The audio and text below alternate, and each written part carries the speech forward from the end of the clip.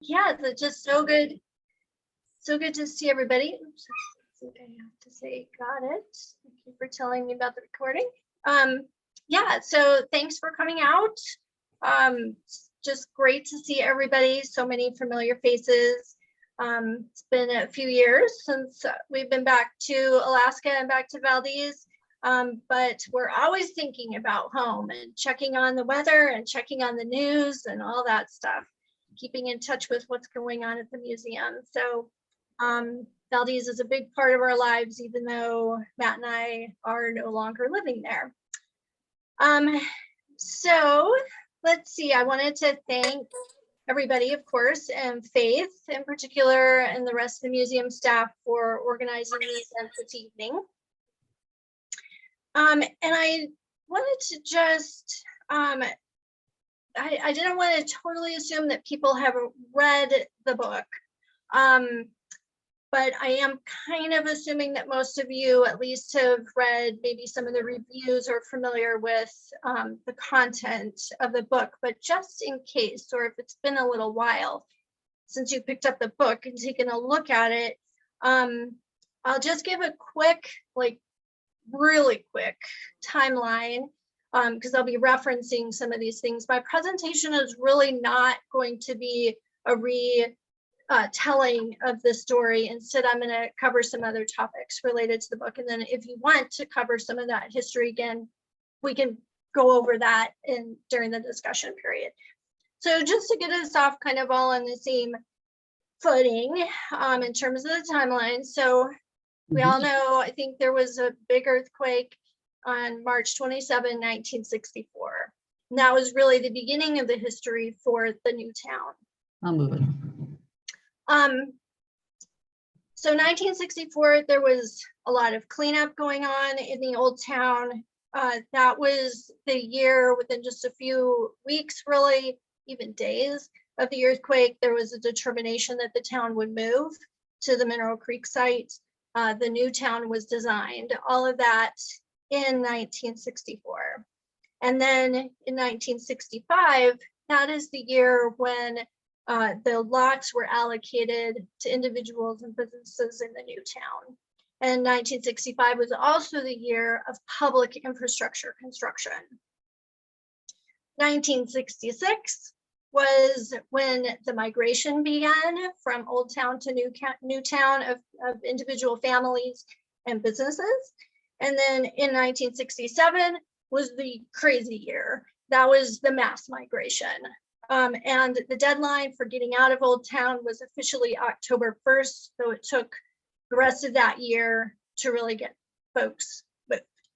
And then it was January 1968 when the last people actually evacuated the Old Town. So with that, I'm going to go ahead and share my screen. Give me just a minute to get my screens all set up here, and then I'll go into my presentation. So hold on, talk amongst yourselves.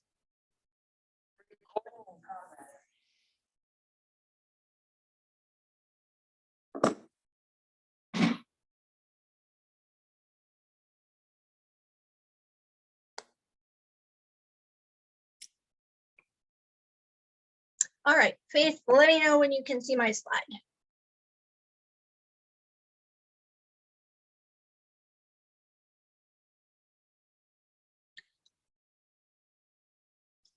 Is anybody seeing my slides?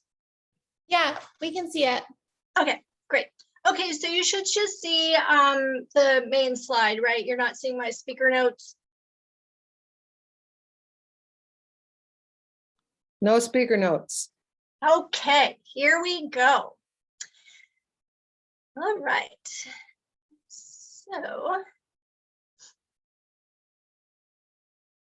All right, so this evening I'm going to be talking about these 4 topics. So I'm going to start with discussing a little bit about my approach to writing. Then I'll move into discussing a couple of examples of my research, particularly as it relates to primary sources. And then I will talk about the Newtown Historic District and features within that district that are readily seen today. And then I'm going to wrap up with a couple of building histories that didn't quite make it into the book, but that I just think are really fun and interesting examples of how some of these overshadowed buildings really have some rich and interesting background.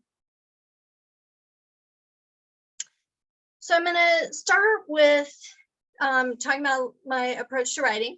So I began thinking early on in my research about how to organize the book. The history itself was fascinating, but much of it was highly technical and procedural. There's geologic studies to be interpreted, there's law, there's government hierarchies, financing, building codes, and I knew I needed and really wanted to make this a human story instead of just an administrative history.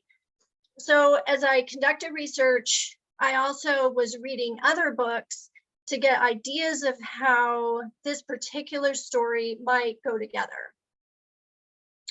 So for example, I read some historical fiction, and I'm not personally crazy about this genre.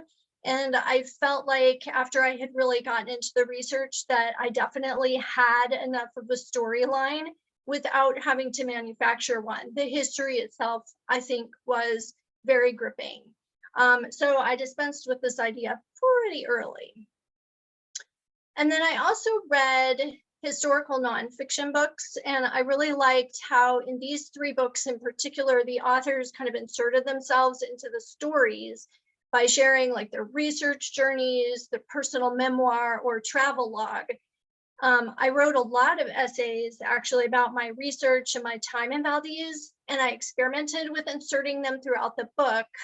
And then in the end, I consolidated those musings, if you will, into the introduction and the conclusion sections. So then for the main chapter narrative, I settled on a three-tiered approach to the story. I, of course, have the straightforward historical narrative, which is written in third person. And then I also used quite a few direct quotes. I included some that were pretty long because I thought they were just very poignant and explanatory.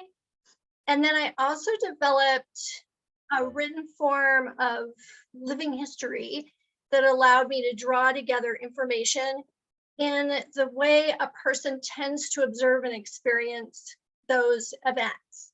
So let me tell you a little bit more about that living history approach, because you see quite a bit of that in the book, and it's denoted by the little square throughout the book. So living history is a time-honored tradition at many historic sites and museums across the US. And some of the most famous living history that you've probably experienced yourself is at Colonial Williamsburg and then the Conner Prairie Museum. And museums do this in order to teach, of course. It's a way of bringing history to life. And so this is similar to theater, but less about artistic expression, and it's more about education. So the way it works is that the interpreter, quote, interpreter, selects a real character, or maybe they create a composite character. They research time and events, they learn about costume and language and tools, and then they put together a persona and a monologue that brings that character to life in a real setting. So by the time I started writing, I felt like I had enough material that I could build these living history vignettes throughout the book to make the story more relatable. So my vignettes are all written from the point of view of real individuals. So I wanted to read you a couple of examples of these so you can kind of see the difference a little bit. So I have a direct quote from Ethel Roden, the barber. This is on page 27 of the book. And this was actually her writing is reprinted in the Valdez Breeze from 1964. So she says, "My sincere thanks to Charlie Blake, Bob Harden, also the Whalens, the Bill Butlers, and Jim Bedingfield, and others in getting heat in the joint.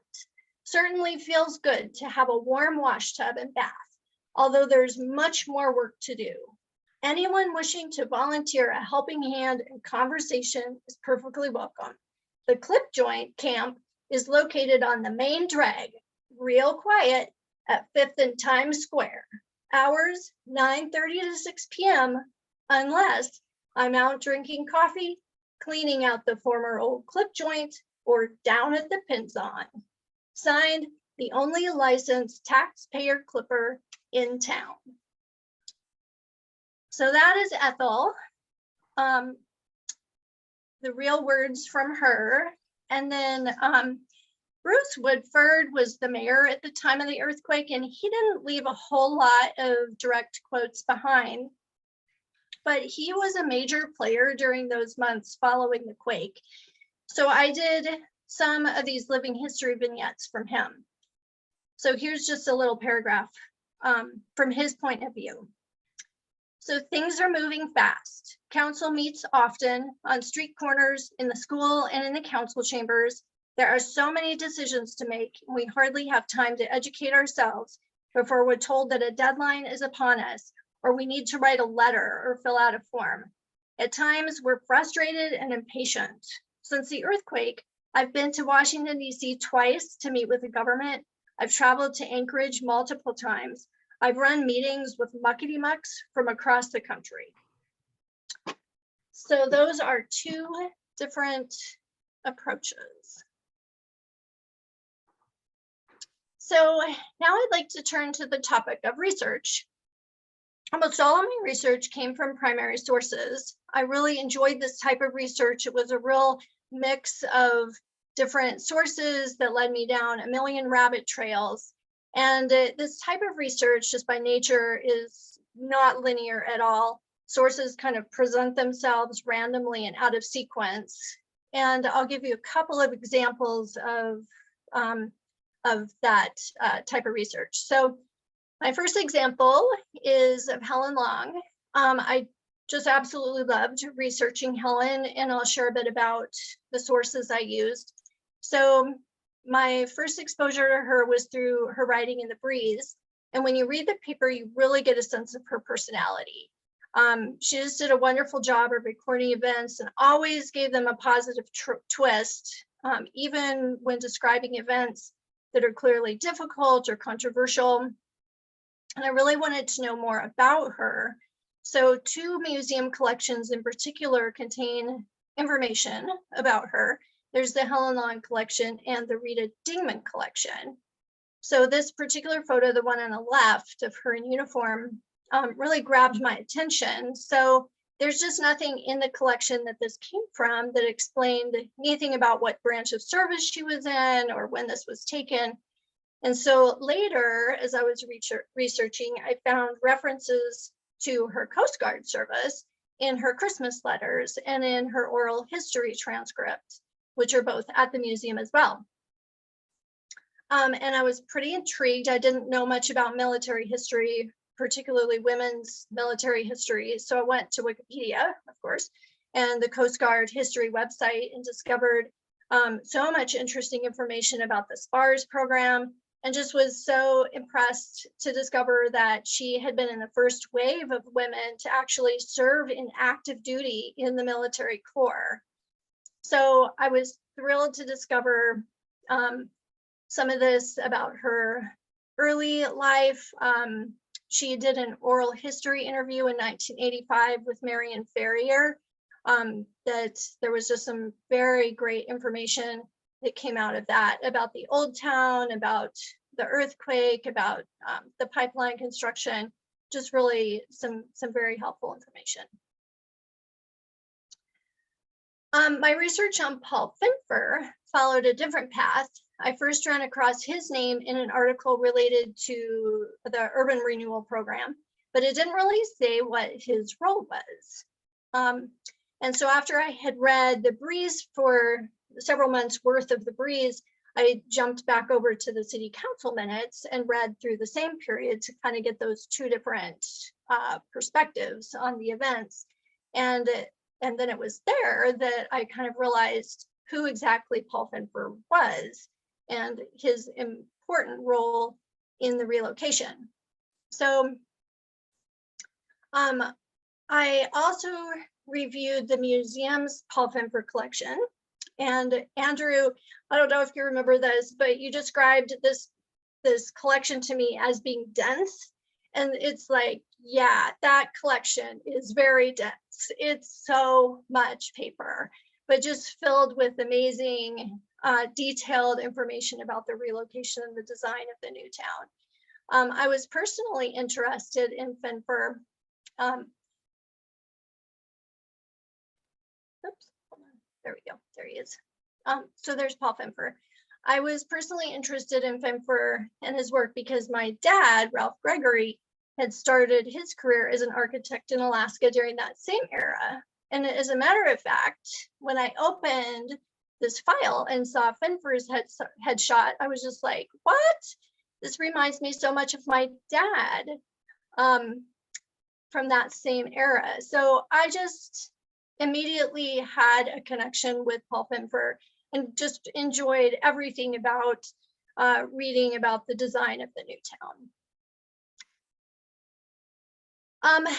I also read The New City by Finfer's advisor and Professor Ludwig von Hilbersheimer. Since Hilbersheimer was referenced so often as Finfer's muse, I felt like I had to understand his approach. And it became clear after reading this book that the design and layout of Newtown was the epitome of contemporary city planning theory. I love this particular image from the book because it's the spitting image of Valdez down to the park strip and the placement of a school within it. This picture was drawn 2 decades before relocation.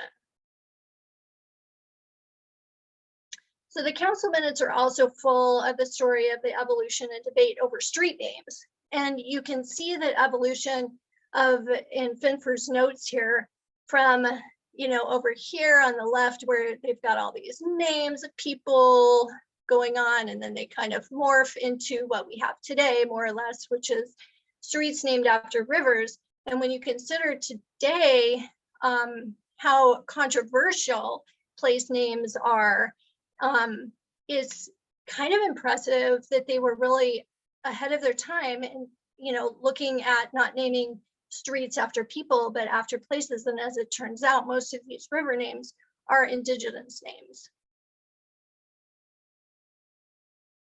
So moving along, I'd like to now discuss the Newtown Historic District.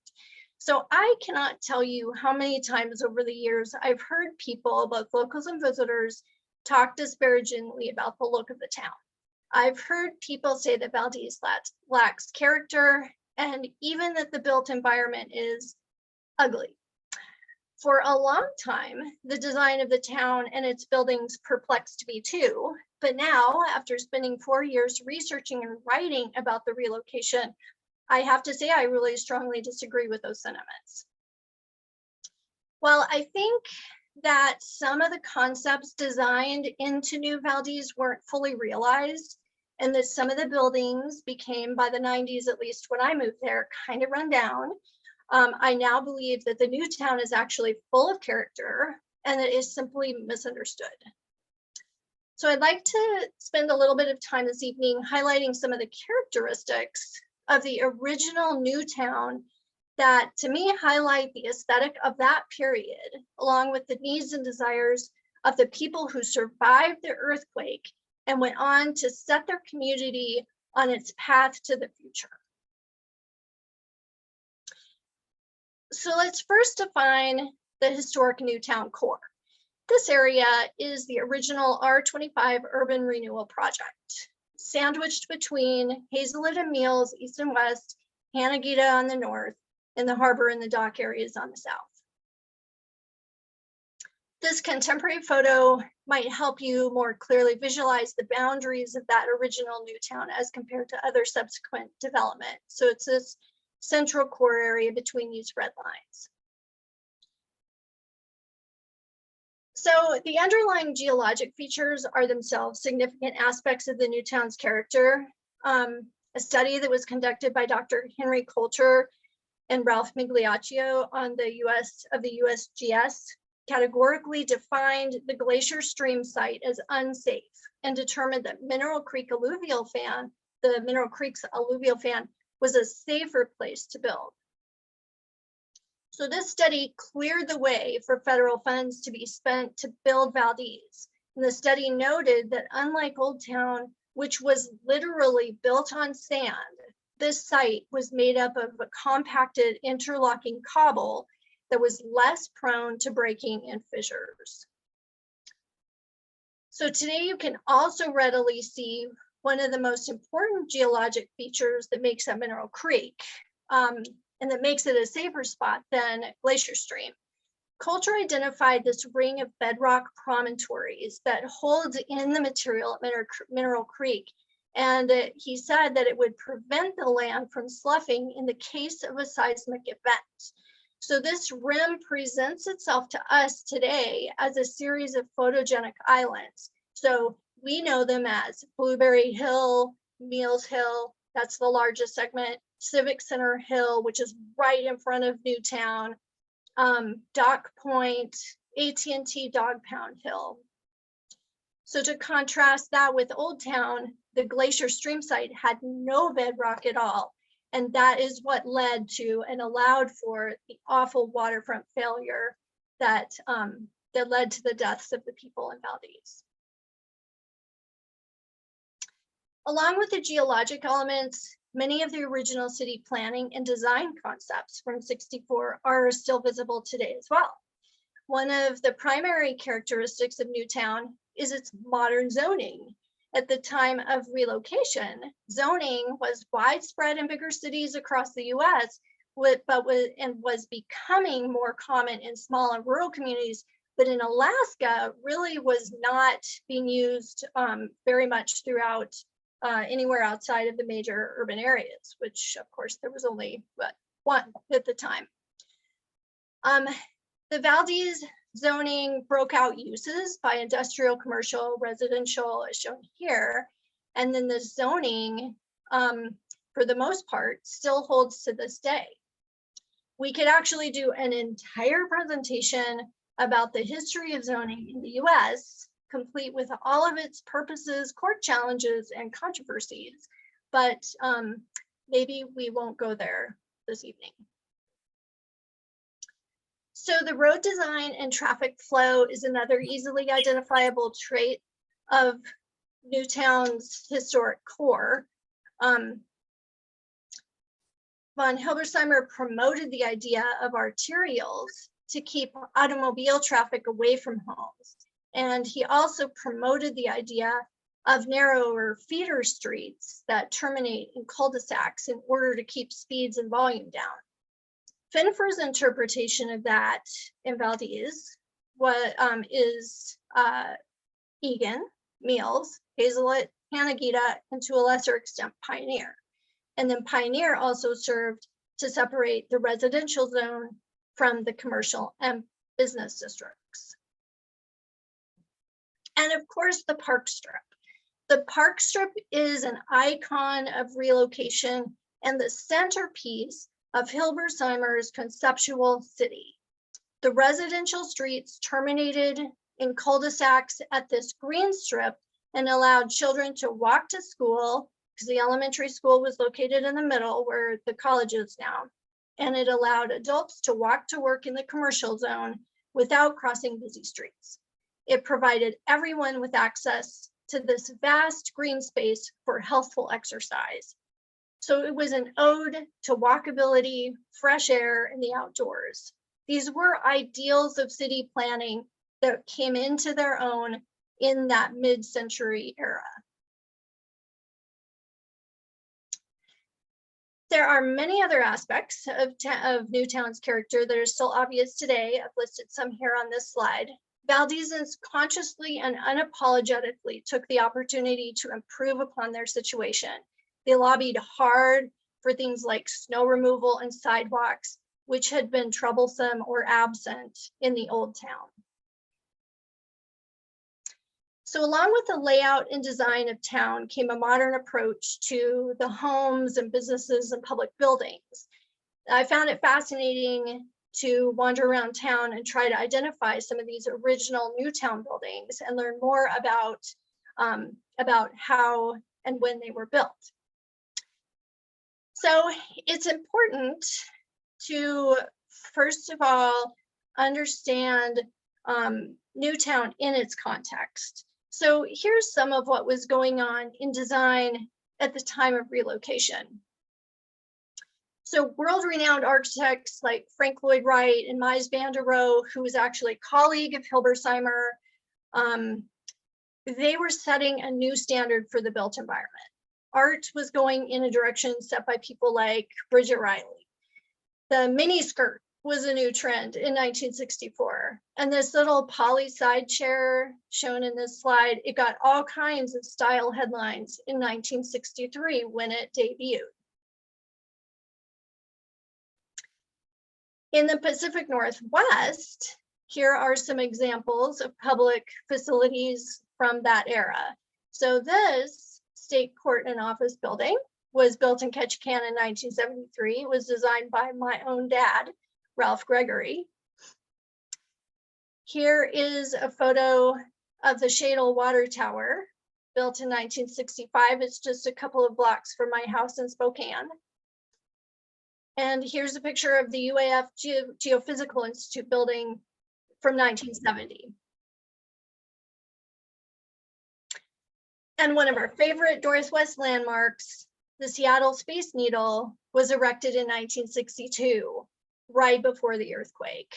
So you can see that architects of that period were seeing the world very differently. The aesthetic of the 1960s was not that of the period of time when Old Town was built. So clearly New Valdez was never going to have been a quaint village. So here's how I have come to describe and think of the original Newtown.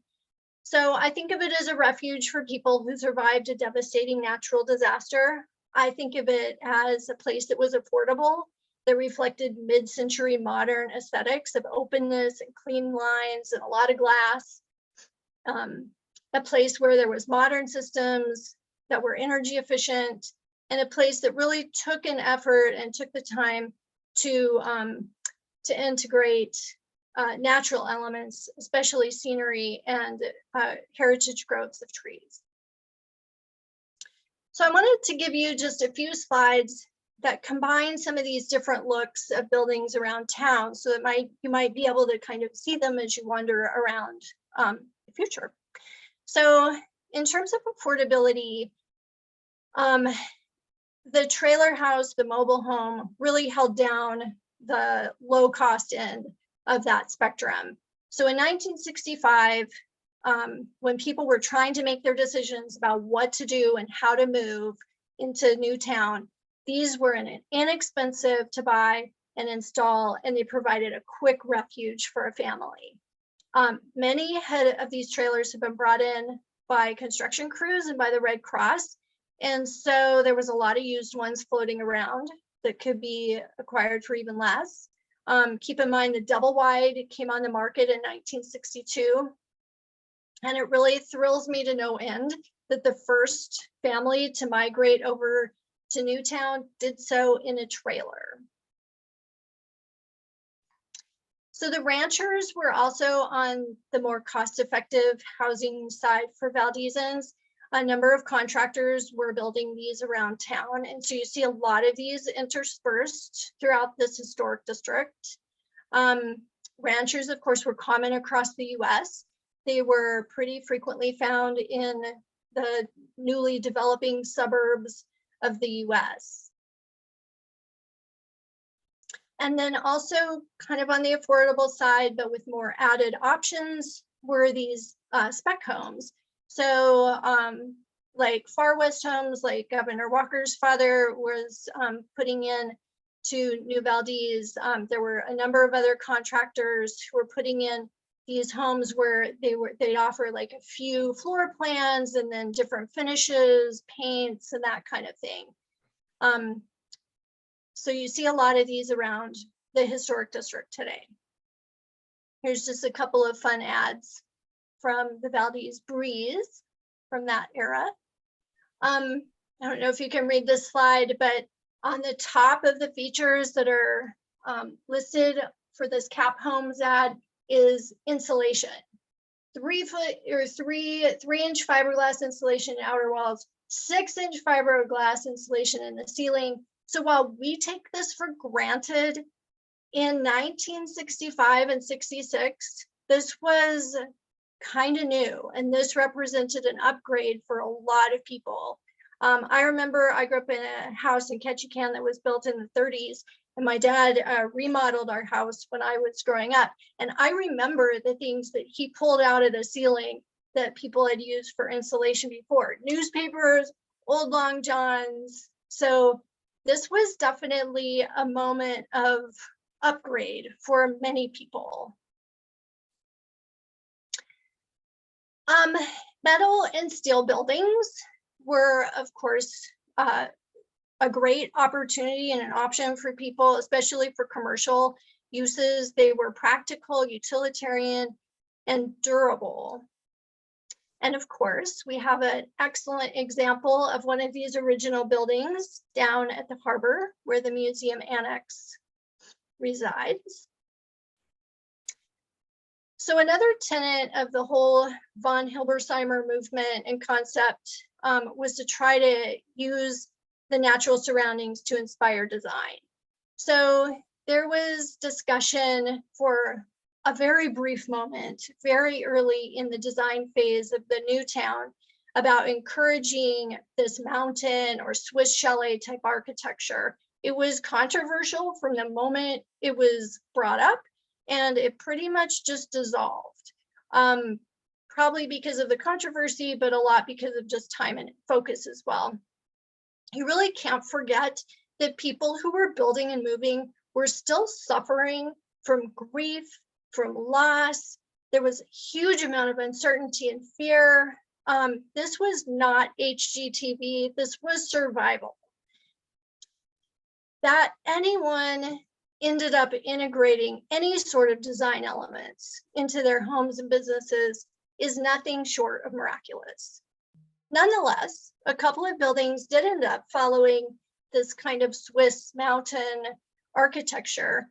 There's these two in particular, and I would add the Church of the Epiphany to this list as well. So several mid-century modern details did make their way into the new Valdez homes and commercial buildings. So for example, you can see a lot of this beautiful classic 1965 vintage rock work around town. You'll find a lot of glass in the original Newtown homes. There's some beautiful examples of these picture windows installed to let in the so-called healthful light. And interiors, those were a little outside of the scope of my project, but I did visit Dorothy Moore's rancher, and we found what was probably original paneling in her place. And then Gloria McAllister also shared with me a story about how her mother was so proud of the new tap-in kitchen in her rancher. And then the outdoors and yards really figured into the efforts of these relocating Valdezans.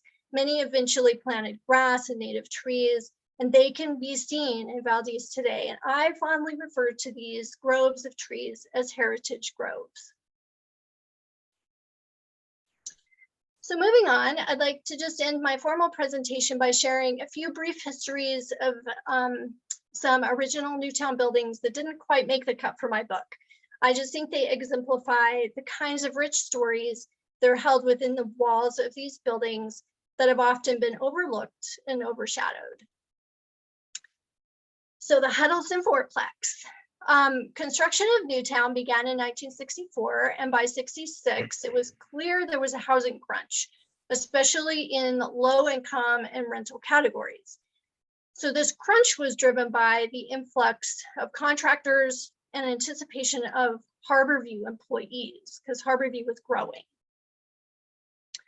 The State Housing Authority was already working on low income and middle income housing. As a matter of fact, the PWSCC student housing and the units over on Jago were part of that effort.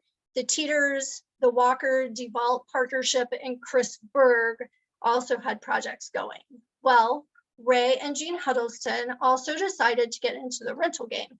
So Jean was a daughter of the Copper Center Lodge Ashbys, and Ray worked for the Department of Highways. And Ray also served on the city council in 1965 during the mind-numbing process of lot allocations. In 1966, the Huddlestons secured this lot on 4-acre Mills to build a duplex on, and that was compliant with the zoning, and they estimated their construction would be just over $40,000. So here you can see the foundation for their duplex, along with the Chrisberg duplex across the street, and the Dewing Rancher and Harborview under construction. So within just a few weeks of starting construction, the Huddlestons decided there was demand for 2 more units on the first floor. And so they went before the city council and asked for a zoning variance, and their request just languished. This was the first test of Valdez's brand new zoning ordinance. So their request to build a 4-plex instead of a duplex just languished. And so in the meantime, they just decided to move forward in face of the housing crunch and go ahead and put their duplex in. So in early August 1966, they hosted an evening open house with refreshments. And the Valdez Breeze in this newspaper article here is calling it HUD's super duper duplex. And they said it was the first private rental housing to be completed in Newtown. So the rental shortage became much more critical in 1967 as the deadline for getting out of Old Town approached.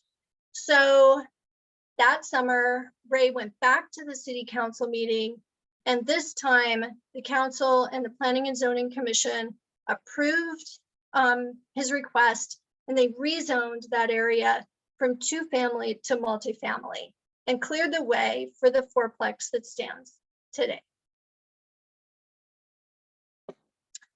So the next little history I'll give you is the Episcopal and Catholic churches. So church life, of course, was very important to Valdezans, and the congregations were very anxious to get resettled into the new town.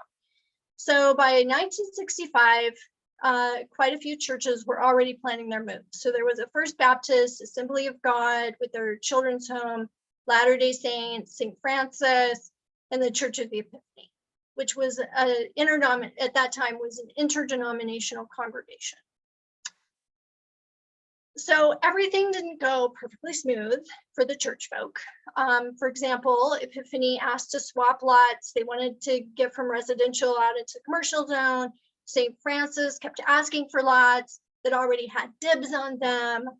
And then you can imagine, if you're part of a congregation yourself, like the congregants had to decide and deliberate where they wanted to be. So, so the churches finally got kind of settled on, the city helped them locate a lot, this particular lot along Pioneer, and that these 2 churches could split that lot. So the Catholics, however, weren't totally convinced about this location, even so. And so while Epiphany got down to the business of building, the Catholics continued to shop around. So by 1966, August, the Church of the Epiphany was under construction, and folks were describing it as attractive with its wood and stone structure, that it was much in keeping with the new city. And Epiphany had their first services in time for Christmas of 1966. So the Catholics were about 9 months behind. In August of 67, their primary contractor was finally working away on the structure.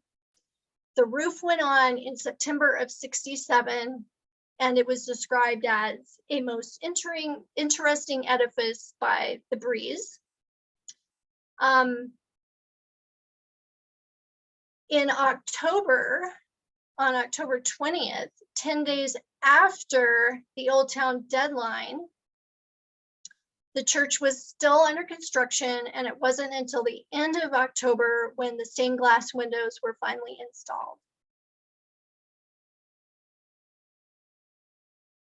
So this is probably familiar building to everybody. I wanted to show you both of these pictures because the one on the left is actually pretty close to, or very, very much what it was in originally. And then of course the one on the right is more contemporary, where the beehive has been taken off. So this was originally the first bank of Valdez, owned by the Gilsons. The commercial lots were divvied out a lot like the residential lots, where owners and operators from the old town got first dibs on business lots. So in August of '65, the first bank was assigned their lots downtown, and then they went out to bid and began construction in late '66. In August, the Breeze described construction activity as a hive of energy over there at the first bank. But it wasn't until a month after the Old Town evacuation deadline that finally the Breeze was able to report that the 66-year-old local bank was moved. The crew was now in the building, and they were happy as clams. And then I'll close with the Centennial Building. So in Valdez, the All-American City celebration, which I cover in my book, was the biggest and most notable during relocation. But the close second was the year-long statewide commemoration of U.S. purchase of Alaska from Russia. So this celebration spun up the citizenry. It bonded them with other communities and infused residents with pride and positive energy. The Centennial Building, today known as the Valdez Museum, is a lasting landmark of that event. Centennial Planning across the state had begun 2 years earlier. There was a medallion that was printed and sold throughout the state. The federal government allocated $4.5 million statewide. Juneau, Ketchikan, Sitka, they all built Centennial Halls. Fairbanks built the Pioneer Park. There was a pavilion there and a summer-long World's Fair type expo going on. In Valdez, there was a Centennial Committee that was formed, and they set out to build a Centennial Hall. So it's important to note, of course, that the Valdez Centennial Committee members were locals already engaged in their own families' relocations and that of their businesses, and so they didn't have in their own families, and so they didn't have a lot of time on their hands, but they dug in and strategized, and they secured the required matching donations. So the city put up in-kind donations for this building of the lot that it's on today, and then a truckload of lumber that had been donated during 1964 from sources in Oregon. So the total project was just about $50,000, and the agreement called for the city to take over ownership in 1968. So there were a lot of different ideas about what should go in the building, but in the end, the original inhabitants were the library and teen center with partitions, and then the teens split their space with an info and tourism center, which included a museum and an artifact display. So a letter from Jim Thompson from October of 1967, which was the deadline for getting out of Old Town. He sent a letter to the state and said this: the building is progressing rapidly, and everyone now seems to be taking more interest in its progress. Valdez is very proud of its historical and cultural display center. Looking back, it makes us wonder why it took so long to get this project started. So in closing, I'll just say that I believe that the original new town of Valdez has a lot of character. It has some beauty, and it even has some cool. And these traits are just a little hard to recognize. They need a little bit of interpretation, a little bit of explanation, a little bit of spotlight shown on them. The new town has its own interesting identity. It's unique and it's separate from that of Old Town. It was planned and built in only 4 years. The historic core of New Valdez has gone on to serve the community faithfully. Many of the homes and public facilities are still here, housing new generations of Valdezans. It's not a stagnant district. Many of the structures have been remodeled, upgraded, and new residents have added their own personal touches. And some of the buildings are gone, like Gilson's Groceries and Harbor View. The construction of the new town is made even more impressive, I think, when we consider that even as the first residents were implementing their moves, they were simultaneously struggling with grief and uncertainty. They worked together at times, they fought against each other at other times. Sometimes they were petty and naive, but at other times they volunteered, gave aid to their neighbors, and took leadership positions even when they were exhausted.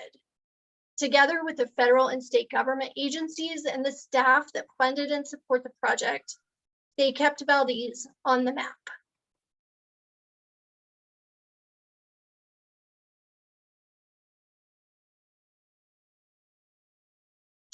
All right, I think I stopped sharing my screen.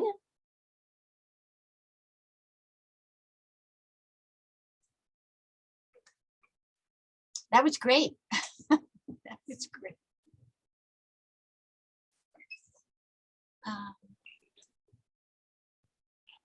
Thank you, Tabitha. That was excellent. I bought 10 copies of your book and I wanted you to sign them. And I passed them out to people that I thought would enjoy them, including Dick Collins, Richard Collins, who is still on waving. They were here early in the late 70s, no, early 80s, but everybody has a good interest in, it's just fascinating. That's all I can say. Thank you. Absolutely. Tabitha, there aren't any questions in the chat, but if people have questions, can they just chime in at this point? Or would you like to go to a breakout room? So let's see, what time is it? So why don't we try just a general group chat instead of breakout rooms, and we'll see how that goes. Okay, love it. Yes. So if you have a question, you can unmute yourself and pose your question to Tabitha. Or a comment. We're happy to Yes. discuss and have, folks make comments or share their own ideas or observations or experiences from that time. One thing that came to mind is when we talked about the Finfer design and walked down the park strip to school and to work, did he ever take into account the amount of snow in the winter? It's totally impassable. Yeah, I mean, as I understand it from reading the design and the discussions, the idea was that it could be used as snow storage, and the wide streets were also, built with the idea of snow storage and snow removal in mind. Well, if I could add to Sarah's question on that. It was a nightmare, the cul-de-sac concept when you're building houses, you couldn't drive across the damn park strip, and you get a ticket if you did. And it was, the design, I remember hearing some colorful language about the design from adults that we worked with. And it was great. It worked great in California on the paperwork, but add 30 feet of snow to that, and it didn't work quite so well. And so there was it took some getting used to, because a lot of people just ignored the rules and drove across the park strip and, bounced up over the curb and drove across. And it was an adjustment. The whole concept, cul-de-sac concept, every street was a dead end. And so anyway, it is what it is. The concept was good, but Sarah, you're right. I think that there was not a lot of thought given to, I'm not going to that too far, but it was sort of given to the situation. The city council was making decisions so fast. I'm so impressed with what they did in such a short, they had 30 days from one of the earthquakes to the decision to move the entire town. And so Tabitha, I think you did a great job of capturing the fast pace of things that were happening. I mean, in today's world, it would have been studied for decades to name the streets, much less move the entire town. And so it was my hats off to you on what you did. And really, you know, I think about what the Valdez City Council, the leaders, Gary's folks. I mean, it was all hands on deck to make this happen, and it's yeah, you did a good job of capturing that. So thank you for doing the book. Thank you very much. Yeah. One last thing you said, you know, the old town had character. It also had characters, and a lot of characters. And you know, Dickie Nelson, Willie the welder, a whole bunch of folks. So it'd be interesting somebody to do a book on the characters of Valdez as well. Yeah.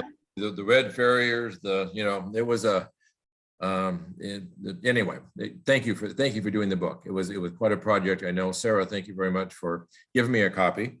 And yeah, it was and one last thing, thank you for acknowledging that winter of '66, that windstorm. I tell you, we thought we'd move the wrong direction. I mean, seriously, we thought, what have we done? At least earthquakes only last 5.5 minutes. This thing lasted for, you know, like months, and Yeah. it was horrific. That was, I've never seen you know, Max Wells's house was blown up.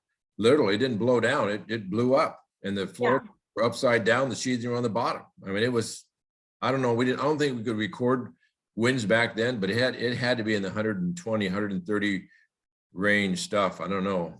That was it actually hit very close to 200 mile an hour for a period of time there. Oh, really? Well, I'm not surprised, Gary, because it was it was something. It was something. So thank you for capturing that.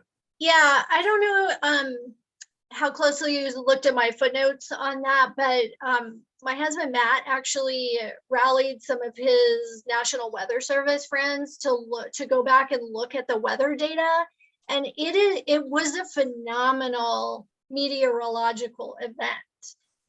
I mean, the temperature gradient, the way that those highs and lows came together. I mean, it was an event, you know, of the century. It was a huge wind event, and it was a horrible time in terms of the moment of relocation. There was so much new construction and partially finished construction going on. It was definitely salt in the wound.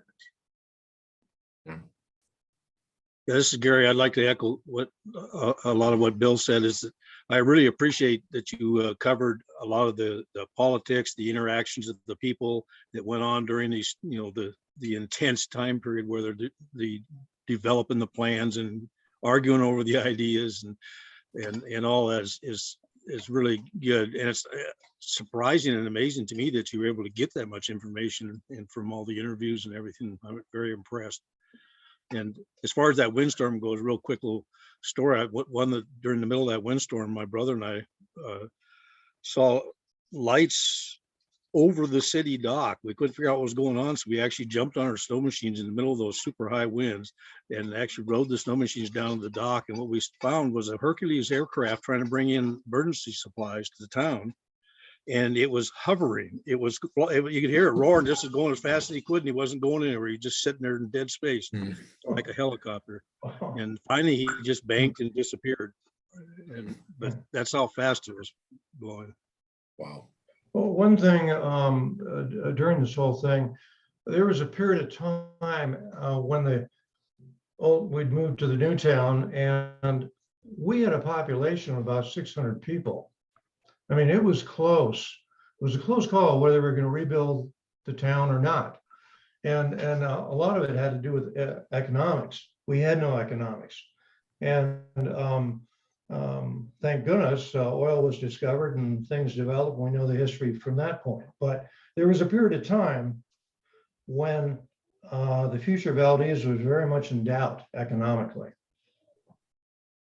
Yeah, and I was curious about that as well, because right, we're faced today with these Mhm. decisions about communities moving, with talk of global warming and rising sea levels and that kind of thing. There are actually communities that are planning their moves. And one option for communities is not to actually move the community, but just wrap up business and residents disperse elsewhere. And I think that's a big public policy discussion to be had today. But back then there was a similar discussion. I couldn't actually find transcripts of meetings where those discussions took place, but I found some reports that talked about discussions that had been had, and that the federal and state governments finally did kind of say to themselves, well, Valdez is pretty strategic location. It kind of has proven itself in the past. It doesn't look like much now, but it is close to the mineral fields, and the state was new at the time and looking for opportunities for economic development. And the idea of just sort of wrapping up Valdez did not seem like it was discussed for very long. And the federal government in particular put a lot of money into, building the new town and making sure that there was a Valdez in the future. So I do think that's really interesting to discuss, because you're right, there was only 550, 600 people in the census. So there weren't a lot of people there. It would have potentially been easier to let people go their own ways. Well, Tabitha, the original decision by the federal government was not to move Valdez, and Dwight Inc. was sent to Alaska from DC to deliver that message. And on the flight up, so the story went, you won't find this in the minutes anywhere, but the story that we had passed down through our mother was that Dwight Inc. on his way up had a dream, fell asleep on the plane, had a dream about not being able to go back to his hometown and show his kids and grandkids where he was from, wherever it was not Alaska, he was from the East Coast. And so he got there, he pushed back on to the federal government and had them change their mind, because they were not going to provide the money for for HUD to come in and move the town, basically whatnot. So it was a very close call, and it wasn't for Dwight Inc. Because he turned it around, and he fought for Valdez at that point, whatnot. So it was but you're right, and I've run into a situation with New Talk and a number of other villages up north that are looking at needing to relocate because of erosion and climate change and those kinds of things. And so I certainly have drawn upon my Valdez experience about what it's like to move an entire town. It's not it's very expensive, and you don't end up with the same town you left. I think Gary could certainly attest to this as well, as far as it just has a different feel. It does. I mean, you can't move the, experiences and different style. Cordova is a lot more like Valdez used to be. And when you go to Cordova, it's very, I'm not shouldn't say similar, but has that same feel that the old town had, whatnot. So yeah, that was just a point of history that probably didn't show up. I was interested, I was curious that the minutes must not have shown the fist fight between Jim Bedingfield and took a swing at Jack DeVault after a council meeting, maybe because the meeting was over and he came back in, took the swing at him because it wasn't in the minutes, as I recall. Not there was a lot of frustration and tension, because some wanted to move the town a few blocks toward the Valdez Glacier rather than moving all the way over to what was then called the old town, because the town used to be where the town is now. So anyway, it was you did a great job of capturing a lot of that, but I had to smile a bit about not seeing anything about the fist fight in the council chamber between Jack DeVault and well, actually Jack wouldn't have done well in that, but Jim Bedingfield and Jack DeVault. So maybe that's what the city clerk meant when she said, and then the discussion got heated. yeah.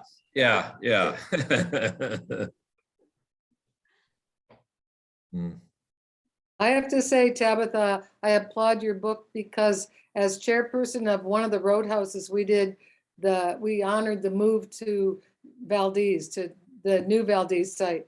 And Andrew Goldstein gave me access to the minutes, and I went through them, and it was mind-boggling. And how many nights a week those city council people met and the amount of time they gave in and the turnover, because they burned out fast. But I just can't say enough about how you pulled all the detail. And it's a lot of minutes. So talk to Andrew if you want to see any minutes. What I Tabitha, found, Tabitha, oh, what I found interesting as the current museum director, that Dorothy Clifton was fighting the same battles we're fighting today about beautification, about having a historic site at Old Town. And I was really intrigued that it went all the way to the state, and we almost had a state park in Old Town, but that faltered. But yeah, there's a lot of the same conversations that are being had today that, you know, were being had back in the 60s, and how they really wanted to build a new museum over here. So anyway, I thought just, you know, some of the same conversations keep happening. Yeah, I agree. I found a lot of familiar themes and discussions and concerns that people had back then, that they were talking about building an ice rink. You know, that was one of the things that showed up on the surveys that Paul Pfeffer did in The 1960. bowling alley still keeps happening. Yeah. Over and over again in every survey. Why don't we have a bowling alley? Yeah, the Maybe- bowling alley still Yeah, pops a up. bowling every now alley, and then. maybe then they'll go on to a museum. Tabitha, I thoroughly enjoyed the book. Thank you so much for taking all that time and effort and research. And you know, I always loved the layout of the park strip and the streets, the dead ends. I know, you know, they mentioned, ooh, all that snow, but I always loved that. And I was fortunate enough, you know this, to live in an old town house on 4 acre. And I loved that I could walk from my house down to the post office or the store, or ride my bike.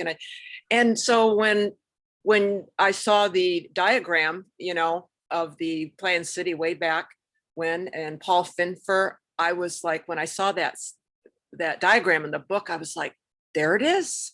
You know, it was all from this architect from, you know, that planned city from long ago. It was just fascinating. And it just, it was just really interesting. So much of it was just interesting. And I think for people who have lived in Valdez, I think anybody who's lived there would just find this book fascinating, of that effort to move the town. I mean, I'd never thought about that, but it was like, because the more I read, I was like, oh my gosh, what an effort in those meetings, and the fact that people were spending all that time in those meetings trying to take care of their home. Then they're trying to decide whether to move their house or rebuild. And I mean, I just don't know how they did it, truthfully. It is just really a fascinating story. So kudos to you. And, you know, I just agree with what everybody else has said about your efforts. You know, one of the difficult things to get used to and switching from the one town to the other was suddenly people had mortgages, and they hadn't had mortgages before, a lot of them. As soon as we're finished. So it was an abrupt kind of change.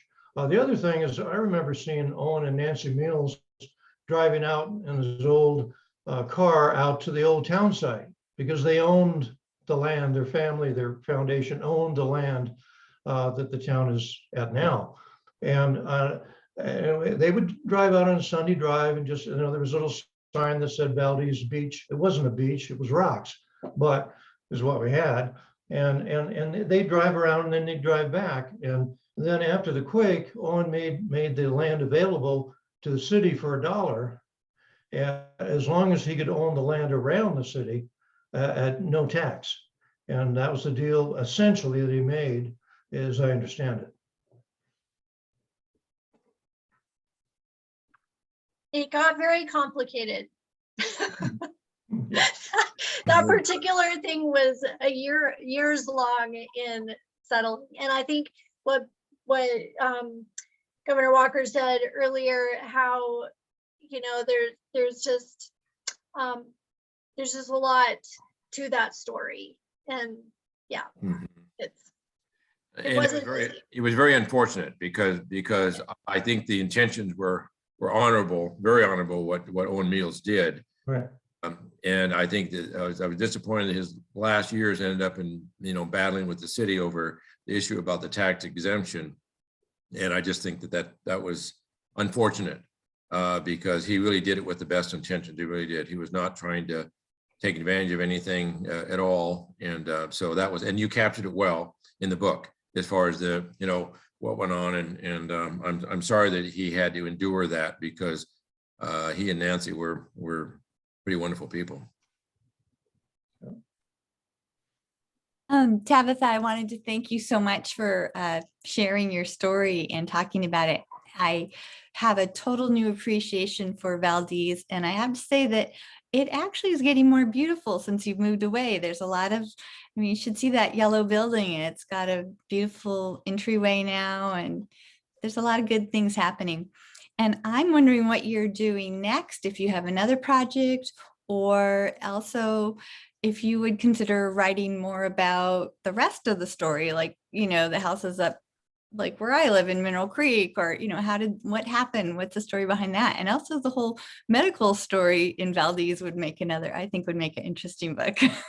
Yeah, I just think Valdez has so many interesting aspects to it. So in terms of what I'm doing and new projects and stuff, so I just, so the process of researching and writing is very isolated.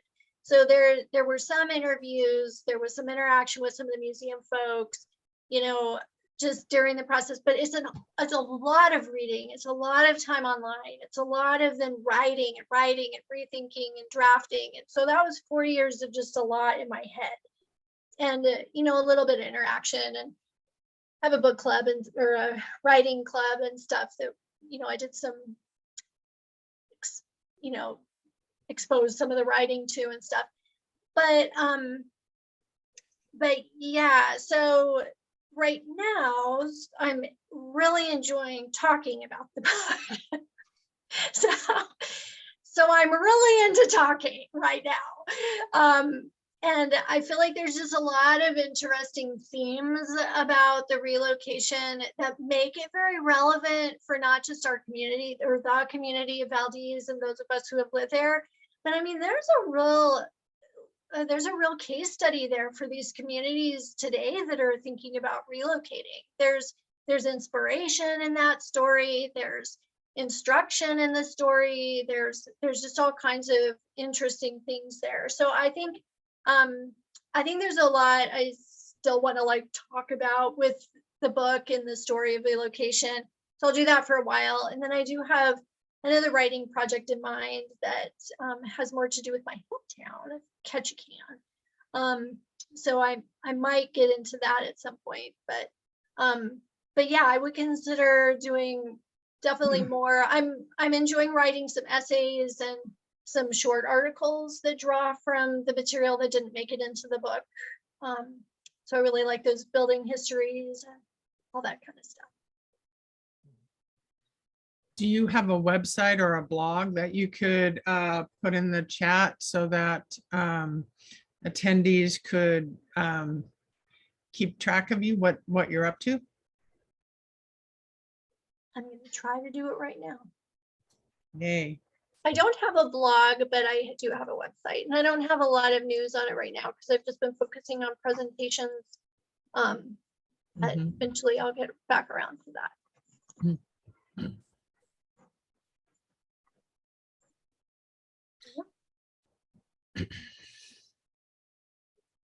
Tabitha, this is Gary Minish.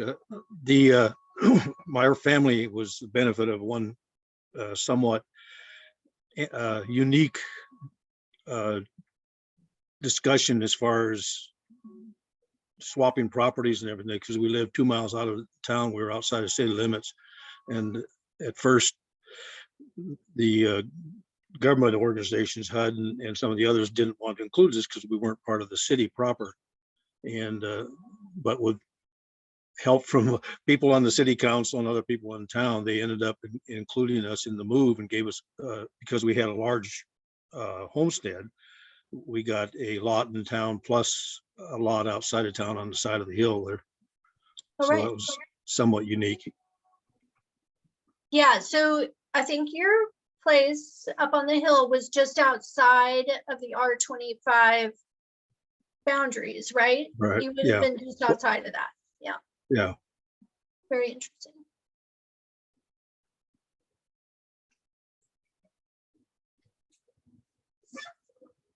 Tabitha, I just wanted to say, for someone who has to, me, who has to kind of talk about Old Town and New Town to visitors and kids and the like, I just found your book,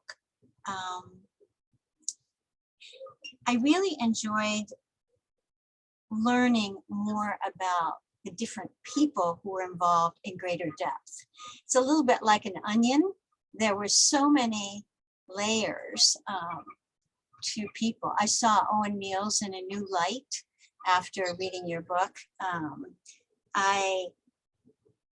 And people like Ethel Roden and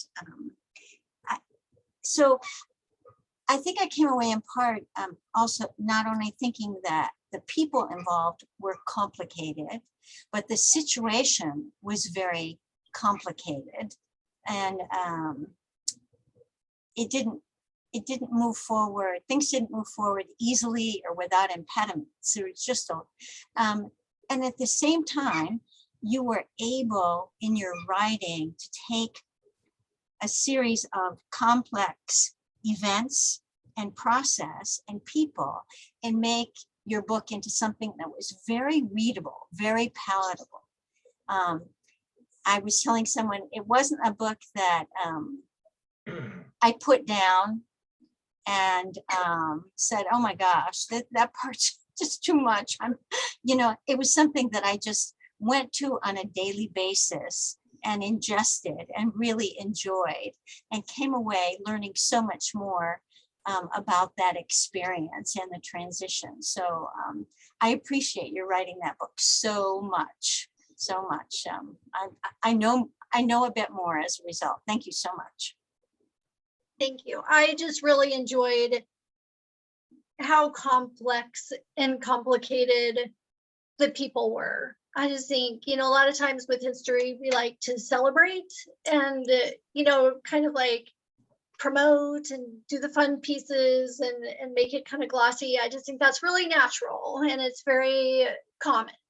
But I just felt like it was so interesting and gratifying to see that the people who made that move and did it successfully, they were really complicated and complex.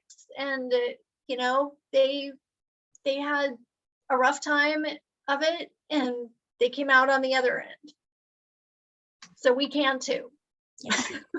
Oh, one of the things you captured so well was the interactions with like city council and people in town with state and federal government organizations, in that nobody in Valdez really had the experience and they hadn't been that involved. We somewhat with state because the governor lived in our town for a while, but very little with federal government.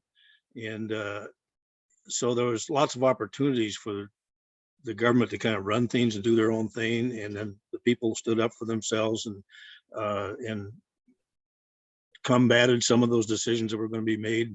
So, but all that activity that was made it extremely difficult for a small town. You brought all that out, and it's really, really good to see. Well, that's a good point, Gary. I remember well, our dad's always saying often, he said, we survived the earthquake, we damn near didn't survive the federal government. So they were there. Dad said too. Yeah, they're on the same side on that issue. So yeah, and we, Gary, you're absolutely right. We're so small, we just didn't have the experience of that, and the federal government really became kind of a federal town in some respects, and some of the decisions were made and whatnot. So yeah. And I do really kind of, in the end, I credit the experience that the Valdez residents had and gained during relocation, working with the feds, working with these big contracts, you know, working with these huge construction projects. I really kind of credit that experience with their success in winning the pipeline. Like, I don't know if everybody here would agree with that, but I think that really set them up because they'd already had to deal with this stuff. They've been dealing with, you know, big players, and here they were again and dealing with oil companies. And I think that gave them some experience and a leg up. I would agree. Yeah, I think so. One thing I'd like to add to you know, there's a misconception that it was just two people that pushed for that oil pipeline as far as went to Anchorage for those meetings. It was certainly George Gilson, who was the mayor at the time, John Kelsey, but also Bill Wyatt. And they took maps of Valdez with them and they rolled them out on a floor in a hotel conference room with the oil companies, just showing, you know, the deep water port and Valdez Arm and this and the other thing. But sometimes Bill Wyatt is left out of that discussion. And I always like to stand up for my friend Bill Wyatt and not taking anything away from, obviously, from George Gilson or John Kelsey. They were very, very involved. But you're right, Tabitha. It was, you know, Valdez was fighting for its future. That's how we got Harborview in the old town, as they, you know, community leaders went and got Harborview, you know, come to Valdez. So this is sort of a continuation of that, and realizing that, you know, like Bob said, we really didn't have an economy. About at least 50% of the employment was the state highway department. So we really hadn't needed an economy, and so that's why they went after that. So yeah. Well, I just discovered your book by reading the Copper Valley paper. And that's how I found this presentation. I have to say, this has been really interesting because right after when the earthquake happened, of course, Valdez was pretty well decimated and there needed to be some place for all the kids to go to school. And Glen Ellen got half of the kids. That's where I went to high school because I grew up on a homestead out toward Anchorage, and Glen Ellen was the school I went to. Many others went to Copper Valley High School. I know some went to Fairbanks, Anchorage, and other places. But we all knew people from Valdez, and the devastation that Valdez felt was kind of felt in other communities because these were all friends of ours. And then when I got out of high school for my first summer, I was working for the highway department then, and Ray Huddleston and Bill Whitnall were the people that we dealt with, along with Max Wells and a couple other folks whose names you've mentioned. So listening to all this and knowing how the town has turned out today, it's really interesting. And I think it would be heartening for other communities who have to move to read your book, which I haven't got yet, but I've discovered I can get it on Amazon. Yes. And I have to say, one of the things that I remember about old Valdez was the town was always hospitable when basketball players came to town, because we all traded staying at different homes for basketball games or staying at the school. And forever in my world, I will equate Old Town Valdez with the song "The House of the Rising Sun," because that's the first place I heard it, at a dance after basketball games. You can get a signed copy of her book at the Valdez Museum too. In our store. I'd have to get there. Oh, sorry. Well, I can't not comment on what you just said, because I mean, when I remember very well that the day after the earthquake, driving to Glen Ellen, and as we drove, it was a beautiful day, and the Glen Ellen KCM radio was given permission to start early because of the earthquake. So they came on the air like a week early. And as you drove by each driveway, there was a sign out there saying, "We can take 4 people. We can take 6 people." Once you got into the Copper Basin area, there were signs out and people standing on the road with signs saying, "Here's how many people we can take." And it was powerful. It was, I mean, and that outreach from the Copper Basin was amazing. And then of course, what Fairbank did as well. You know, they sent us to city managers, sent us to all sorts of stuff, you know, that we couldn't have otherwise when not. So you're right. It affected many beyond the boundaries of Valdez, but what the Copper Basin did in supporting us was really something that stays with me to this day. Yeah, hi, Bill. This is Matt. I just wanted to add a little trivia to the windstorm, because that really grabbed my attention as Tabitha read the book. And one of the interesting things about that was that the snowpack leading into that event was like 3 feet deep in Valdez. And at the crux of the wind event, the temperature was 54 degrees when the winds were blowing the hardest. So it was the real rapid warm up, kind of a reverse of what you might be seeing there today, with a high in the Gulf of Alaska and a low in the interior. And Dave Noble worked at the National Weather Service in Valdez, helped by going back and kind of back modeling that weather event during that period of time.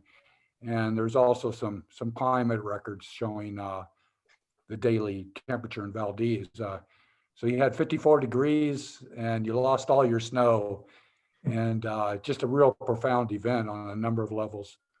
So thought that was really interesting. Yeah, very interesting.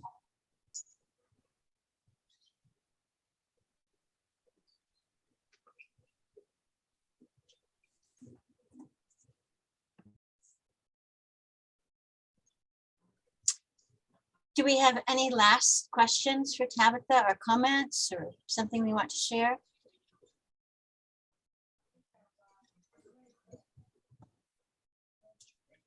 Tabitha, I'm glad you. Oh, go ahead. I just say I'm happy that you opened up to a full panel discussion here instead of breaking into groups. Okay. Yeah, this was really nice. This was great. I'm glad we did this format too. Yeah. I just wanted to throw in a last bit of trivia. Well, it isn't trivial, but it's well known. When we got here in '74, the park strip was all dirt. The only thing that was there was the sidewalk. And our first Parks and Recreation director, Donna Pyle Walker, had it all hydro-seeded or planted seeds. So thanks to Donna, we got grass in the park strip sooner than later. Very interesting. Well, and I'll throw that to Dick Collins, because his wife Susie Collins was the mayor about that time, and they hired this 21-year-old young lady from Glen Allen Camp up from San Diego as the first park and restoration director, and I am 45 years indebted to Susie Collins for having made that decision of hiring Miss Donna.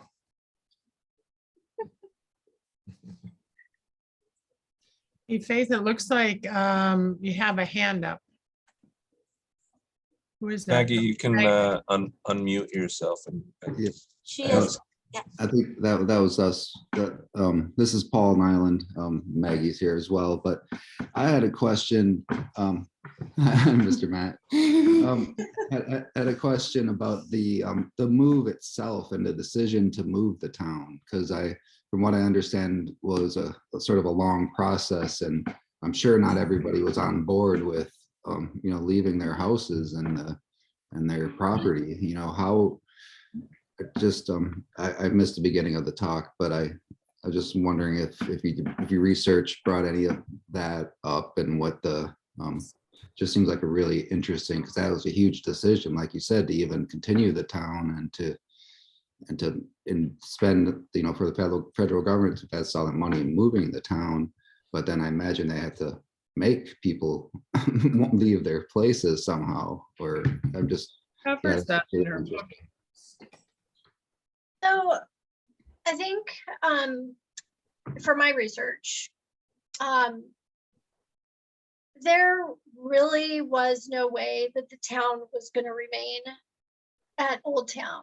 So once the earthquake had happened and that horrible event on the waterfront had taken place, the sloughing and the docks falling off and people dying, and then there was a geological study that was done right away that showed that the substrate was sand down 100 feet or whatever.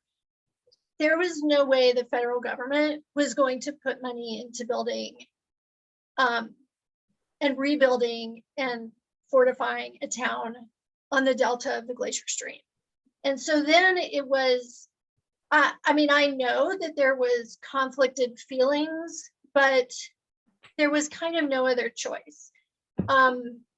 There were, you know, people who ended up kind of lagging in Old Town, and for any number of reasons. But in the end, there just wasn't an option in terms of public policy, right? For people, for the town to be rebuilt there.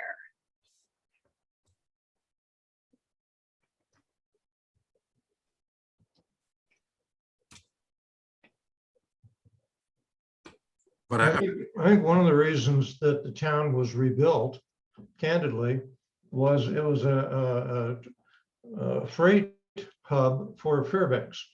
If Fairbanks hadn't been at the end of the richest highway, I'm not sure if Valdez would have been rebuilt.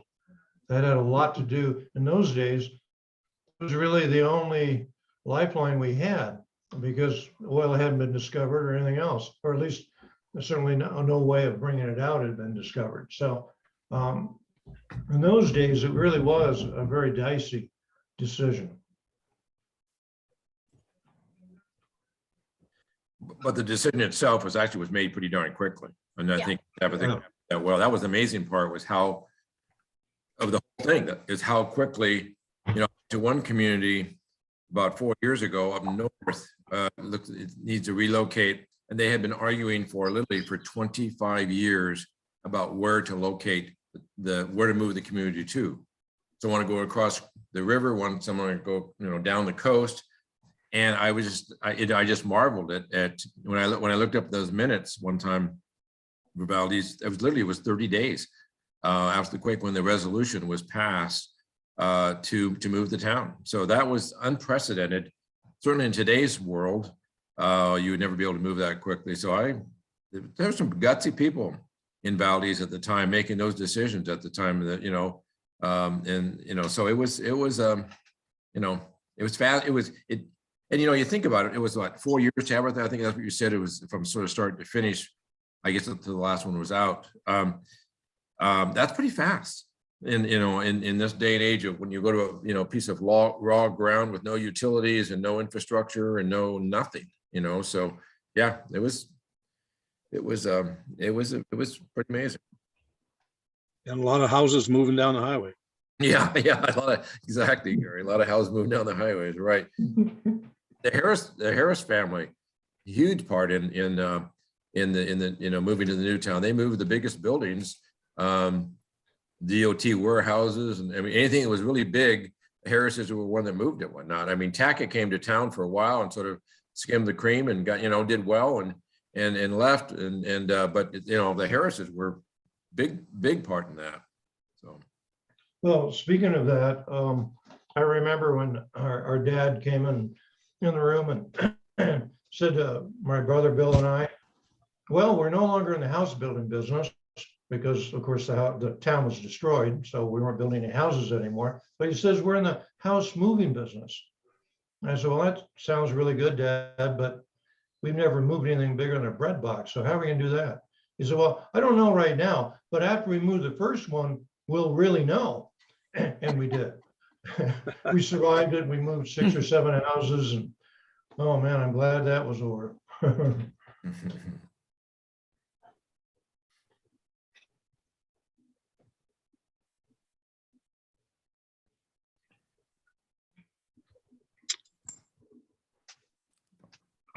It's a trivia that I would like an answer to, and I've got just the right people here, it looks like, to possibly answer this.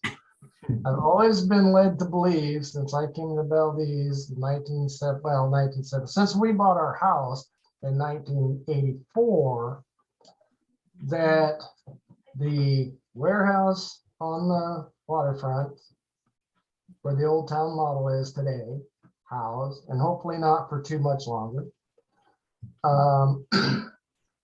But that was the first building erected on the town side, is new town side. Is that correct?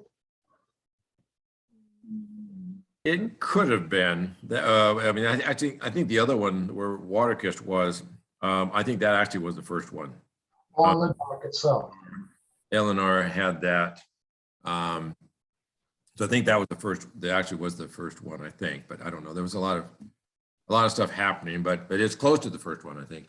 So. Okay, thank you for that. Yeah, And then it was the to the two, actual part of my question, Tabitha, sorry to interrupt. it was the two warehouses and the school.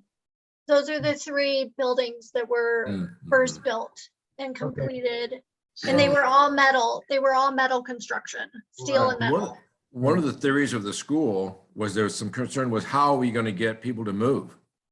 And so the decision was made, build the school and the people will follow the school. Sure. That's why it was one of the first ones that was built, and we would go to school by bus on the tide table, because at high tide, it would cover the road, and it was down on the mud flats. And so we'd have to go, we'd sit there with the bus with the Cliftons, Boots Clifton, Dorothy Clifton, they both drove the bus. We had two buses, and we'd sit there in the bus waiting for the tide to go down to get to school or get back home again. So yeah, that's great. Just leave it up to the kids to make that final decision. yeah. So getting back to the heart of my question is this house that we reside in, I've always been led to believe was the first residential home built on the old town site. No. So what house are you in, Rich? We're in the house on Low Street next to the Moores. Well, we built there was a little bit of a controversy as to who was the first one built or the first one occupied, because there's a little, and so I think you might be, is that the old North Star Stevedore house? No, that's down the street from us. Okay, because North Star Stevedore house was the first one that we built.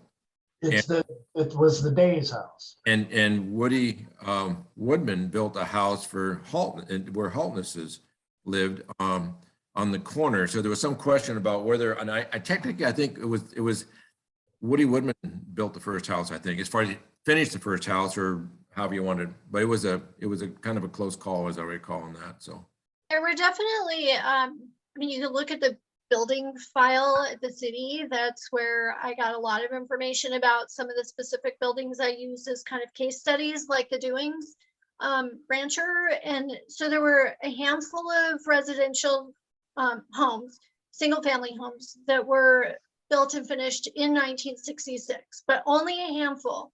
And then most of the mass migration and most of the construction took place in 67. Okay.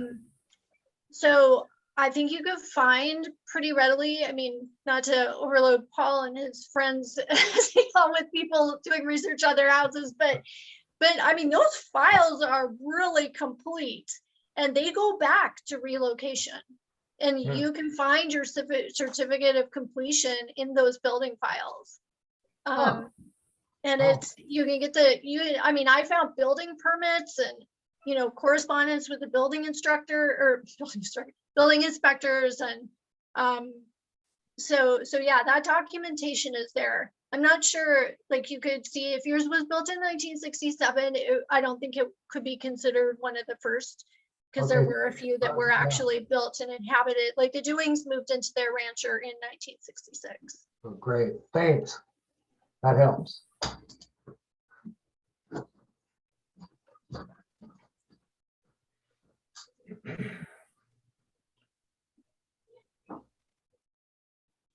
I'm going to gracefully bow out. I've got to jump on another Zoom, but thank you very much for putting this together. And again, Tabitha, thank you so much for the hard work you did.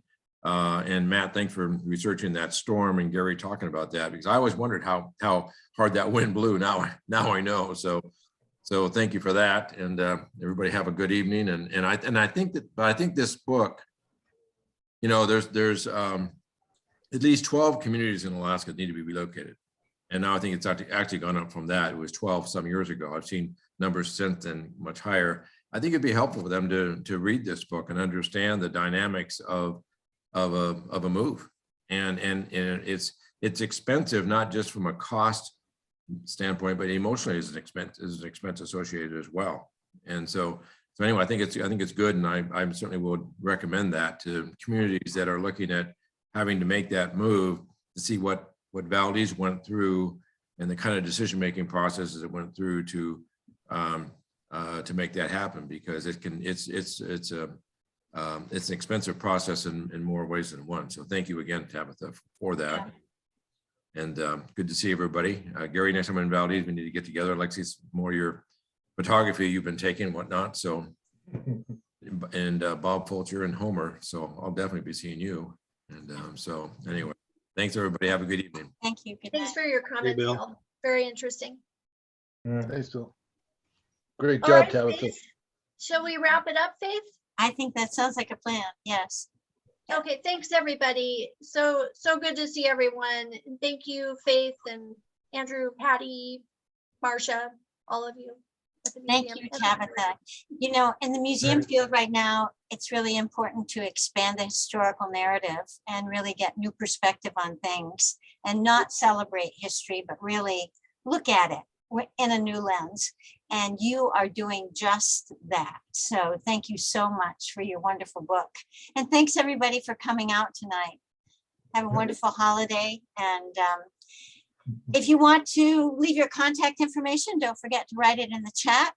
We're recording everything and we'll have this perhaps available for you to take a look at or others to take a look at in future. So good night. Thanks, everyone. Night. Good Thank you night. all. Happy Thanks, Faith. Thanksgiving. Good night. Good night. Thanks. Good night. Thank you.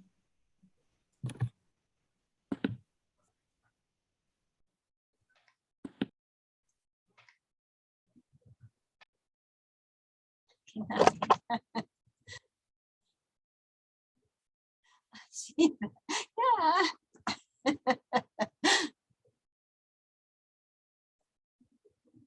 Good night. Good night, Spike.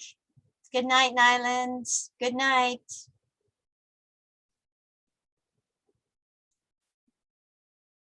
Good night, Spike.